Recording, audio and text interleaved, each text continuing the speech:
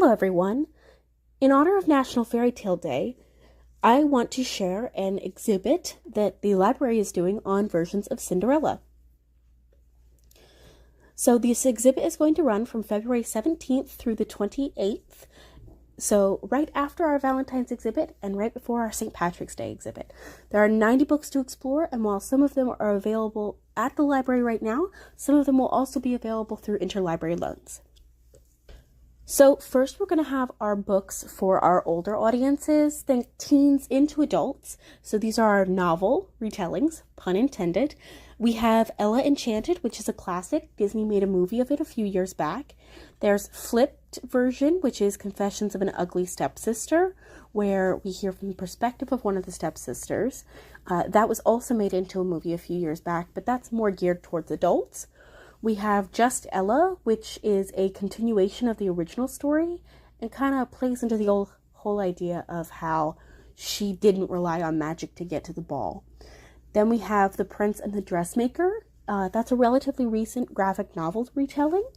Cinderella is Dead shows how stories can be changed over time to the point where they're unrecognizable, and how also we need to accept others for who they are, because this is specifically a queer retelling. Then we have Cinder, which is the first book in a sci-fi series. It can be read alone, but it definitely prompts you to read the rest. And the last one on this slide is If the Shoe Fits, which is both modern and rom-com. There are a million Cinderella retellings that are modern, but I really wanted to include this one because it has some body diversity in it. So this next section is going to be Cinderellas from around the world. These are all picture books for kids. Any of the sections highlighted in blue are where these stories are from, and they're split up kind of by both continent and region. Our first area is going to be mainland Asia. So this is going to be both southern and eastern separately. So in the south, we have an India retelling with Anklet for a Princess. And then in the east, we have a Chinese and two Korean retellings. The Korean retellings are different, though sometimes you'll find that there are multiple retellings with just different pictures. The next region is Southeastern Asia, which has the Spice Islands, which is Indonesia, with The Gift of the Crocodile. Next is Cow and the Golden Fish from Thailand. In Vietnam, we have several versions with Ping Ling and Tam and Cam. 3 different books with similar ideas. We have the Philippines, we have the cultural group the Hmong, and then we have Cambodia. Again, all in that southeastern area, right above Australia and right under mainland Asia. Moving westward, we enter the Mediterranean, which here would be Western Asia, or also known as the Middle East, and the Southern European area. So first we have the Arabian Cinderella, The Secret of the Woven Thread, which would be in modern Saudi Arabia. Then we have the Persian Cinderella, which would be in modern day Iran. We have just a general Middle Eastern Cinderella with the Golden Sandal. And then we have in Greece, The Orphan, which is a Cinderella story. And we have a Jewish version, which is The Way Meat Loves Salt. So moving down into the African continent, I highlighted the whole continent just to give you an idea of the general area. And then in dark blue would be the specific countries that the stories are coming from. So we have a Nigerian Cinderella, which would be that country off to our left-hand side over there, kind of at the bottom of the bump. Then we have Zulu Cinderella in South Africa, which would be at the very bottom of the continent. We have a Shona/Bantu in Zimbabwe Cinderella, which would be just above South Africa, kind of that circle-ish area. And then all the way up at the top of the continent, we have 2 editions of the Egyptian Cinderella, though they do tell similar stories, both with the specifically red-headed Cinderella. Moving over to Western Europe, we have the Grimm's Brothers German Cinderella. We have 2 different Irish versions, one with a male Cinderella and one with a female Cinderella. Down to France, we have the Perrault version of Cinderella, And then in England, we actually have 4 different picture books of the story Tattercoats, which is very similar to Cinderella, but isn't actually technically Cinderella. But you'll still recognize the classic tale. In Latin America, again, I highlighted the whole region so you can know the general area that we're talking about. But the dark blue would be the countries that these stories actually come from. So we have 3 versions of a Mexican Cinderella with Domitia, Adelita, and then a around the world version. Mexico would be at the very top there, directly under the United States. Then we have in the Caribbean, we have Cinderella, which would be the islands off to our right-hand side of Mexico.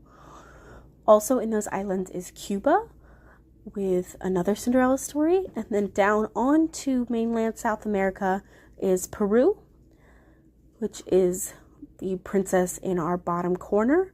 And last but not least is the story with the brown cover, which is described as just a Latina Cinderella. In the United States, we have a lot of variety to our different Cinderella versions. Again, highlighted in light blue, and then the specific areas in dark blue.